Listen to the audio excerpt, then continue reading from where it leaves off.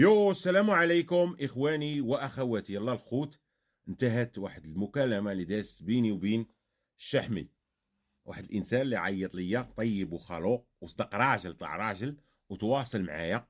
يعني قال لي خاصنا نطفيو هاد الفتنه، وانا من هاد المنبر كنطلب الاعتذار من السي الشحمي والاهل ديالو والعائله ديالو الى مسيت عن خارج عن القصد ديالي. ما كنبغيش نمس شي واحد ولا شي مواطن مغربي من الجاليه المغربيه هنا، ما تنبغيش نمسو اخوتي، وما عزيزش عليا التهاريش وهذا الشيء يرد على شي.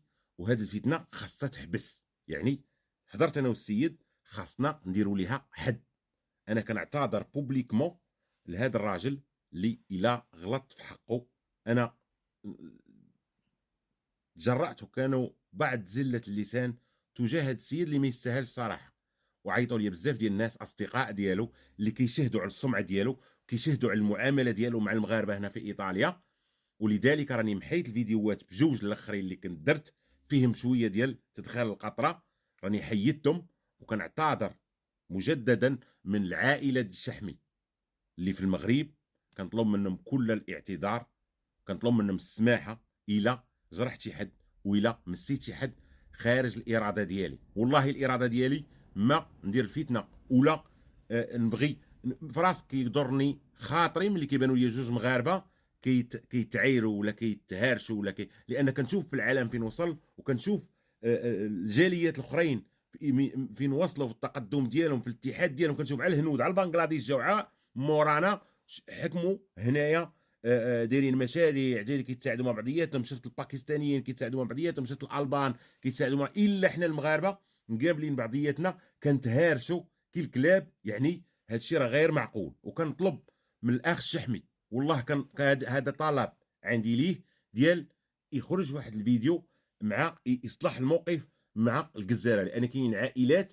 تعيشوا من هذا المهنه. وحنا عارفين بان هذه البلاد خاصها تكون يد المساعده فيما بعضنا، ماشي نقاطعوا بعضنا البعض. انا فاش من ناخذ اللحم مع الطالياني ناخذه مع المغربي، راه ما يمكنش نبقاو هنا بلا لحم. يعني هذا هو البرينشيبيو اللي تكلمت عليه انا، لان بزاف ديال الناس تواصلوا معايا، بزاف ديال الجزائره تواصلوا معايا. لذلك الخوت، لا للفتنه، نعم للاتحاد.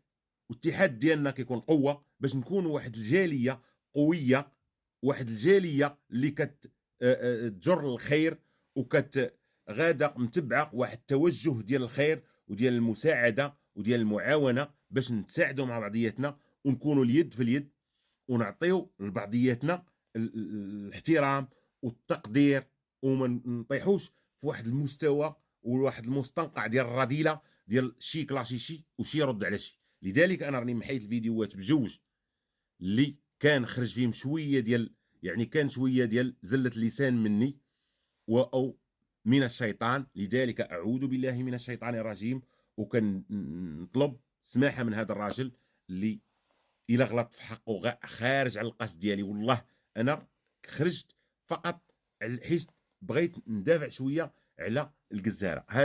هذه هي النيه ديالي، هذا هو القصد ديالي.